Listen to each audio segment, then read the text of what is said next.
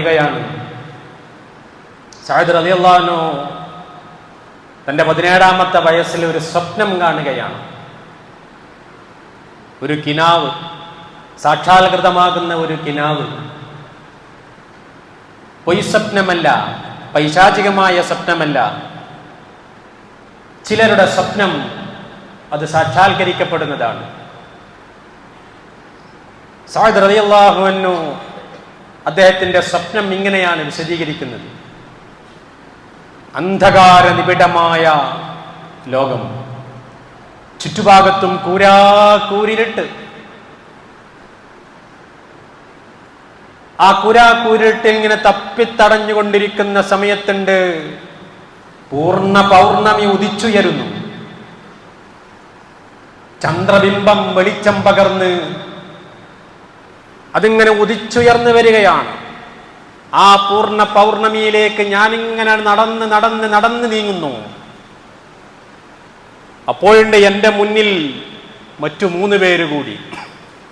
അത് മറ്റാരുമല്ല, ഒന്ന് അബൂബക്കർ സിദ്ദീഖ് റളിയല്ലാഹു അൻഹു ആണ്, മറ്റൊന്ന് അലി ഇബ്നു അബീ ത്വാലിബാണ്,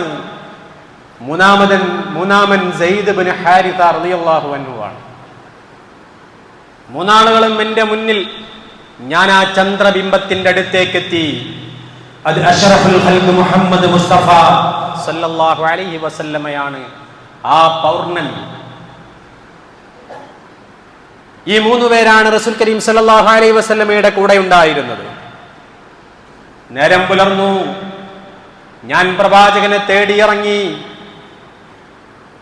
പ്രവാചകൻ എന്ന രഹസ്യ പ്രബോധനം ചെയ്തുകൊണ്ടിരിക്കുന്ന ഇസ്ലാമിന്റെ തുടക്ക കാലഘട്ടമാണ്. മക്കയിൽ തന്നെയുള്ള അജിയാദ് എന്ന സ്ഥലത്തെ ഒരു മലയിടുക്കിൽ ഞാൻ എത്തിയപ്പോൾ റസൂൽ കരീം സല്ലല്ലാഹു അലൈഹി വസല്ലം അവിടെ അസ്ർ നമസ്കാരം നിർവഹിച്ചു കൊണ്ടിരിക്കുകയാണ്. ഞാൻ തിരുനബിയുടെ മുന്നിലെത്തി.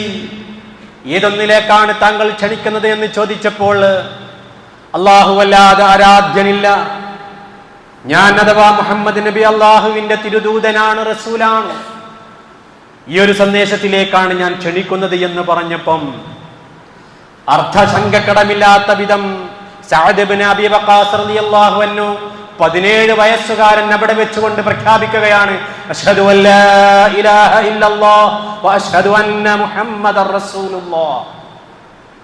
സഅദ് റളിയല്ലാഹു അൻഹുവിന് റസൂലുള്ളാഹിയുമായിട്ട് ഒരു കുടുംബ ബന്ധമുണ്ട്.